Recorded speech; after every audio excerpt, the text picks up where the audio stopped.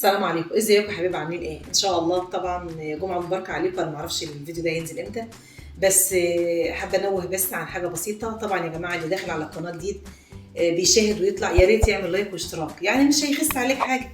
بحق كده الايام الكريمه هندعي لك دعوه حلوه كده من قلبنا ان شاء الله. عايزين القناه دي تكبر يا جماعه، يعني تكبر بجد بيكم. انتوا منورين القناه، كل الناس الجديده اللي داخله انتوا نورتوا القناه، حتى اللي شاهد وما حطش اشتراك انت برضه نورت القناه. اهلا بيكم. النهارده ان شاء الله هنصور حلقه سمك سريعه كده. انا عايزه يعني ايه اسرع حاجه. هنعمل سمك مقلي.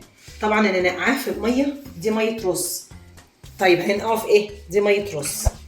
التنظيف بتاعه بس انا ممكن اقول لكم سريع. طبعا نجيب سكينه او مقص، هنشيل الغلاف اللي عليه كده، بيبقى اللي هو القش، وده كان متعان عندي في الثلاجه مش طازه. الناس اللي بتشتكي من الماده اللزجه اللي بتبقى موجوده في راس السمكه دي من الخياشيم يا جماعه، يا ريت تشيلوها. واللي برضو عين سمك اللي هو بالسمك المشوي بيشتكي بيبقى مش حلو، حاول بقى تنظف بطنه. يفضل ان السمك يتعمل طازه، بس احيانا بنعين لظروف ما عندنا اكل او كده. هنشوف كده طبعا تنظيفه. بطنه هي السمكه هتكون نعرفها ازاي؟ طبعا قويه، تضغط عليها كده تلاقيها جامده، تعرفي ان دي السمكه ديت طازه، والسفه مش باين من هنا، فدي سمكه طازه. طيب هنحط ايه في ميه النقع بقى؟ هنحط دقيق وملح وليمون، ودي ميه رز هنحط اهوت، يعني نقعها، بس انا حبيت بس ايه اوريكم تاني. وده كمان ليمون.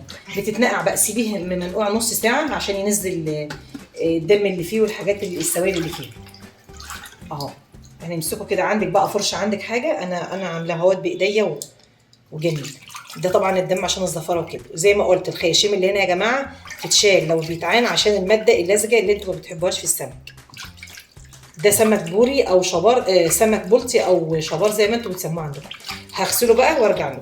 معانا دلوقتي الدقيق اللي هنشتغل عليه، ومعانا السمك، ومعانا الخلطه بتاعت السمك. دقيق كبيره عليها معلقه نشا ونطره كمون صغيره خالص، يعني ايه عشان بس تدي ريحه كده للدقيق، وايه ورشه ملح صغيره برضو، بحيث ان احنا ايه ما يبقاش الدقيق عادي. تمام. ومعانا الزيت على النار. هنعمل ايه بقى؟ اول حاجه هنقلب قبل ما احط ايدي في السمك. هنقلب النشا بالملح بريحه الكمون كده ايه، عشان يبقى الدقيق جاهز. بنتبلنا الدقيق. طيب والسمك بصوا كده اهو وحشي كده، والفتحات اللي هي احنا عاملينها عشان السمكه تبقى مطعمه بنفس الطعم السمكه. طيب هنعمل كمان واحده. الخلطه قلنا ايه؟ ملح، كمون، فلفل اسمر، كزبره، خل وليمون، وهندعك اللي هي الفتحات دي، وتوم. طبعا ده الاساسي توم اهو. هنعمل ايه؟ انا حاطه الزيت على النار. يلا يا بنات اهو الزيت مقدوح. بسم الله الرحمن الرحيم. النار ما تبقاش عاليه قوي علشان السمك يستوي، لا عاليه قوي ولا خليها ايه متوسطه، عشان السمكه بتاعتك تستوي وتبقى حلوه وما تبقاش نيه. لو انت عليت عليها تبقى نيه. اظن مفيش اسهل ولا اسرع من كده. شويه سمك بألف هنا وشفا.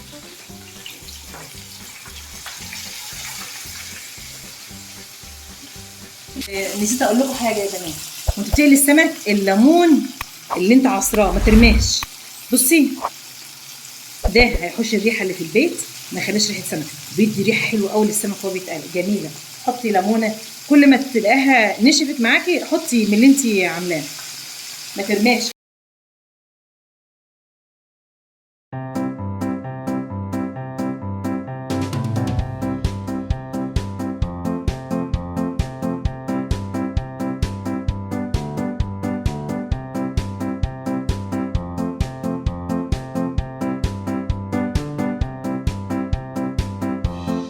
كده يا حبايب قلبي عملنا السمك باسهل طريقه، ورز طبعا جميل مفيش اروع من كده.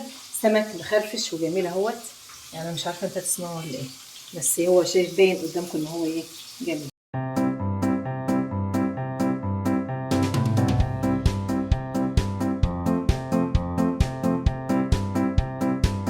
في نهايه الحلقه بتاعتنا يا رب تكون حلقه خفيفه وجميله، وما تنسوش تعملوا لايك والاشتراك وتفعلوا زر الجرس. كنتم مع اميره حسن، واهم حاجه ما تنسوش اللايك. سلام عليكم.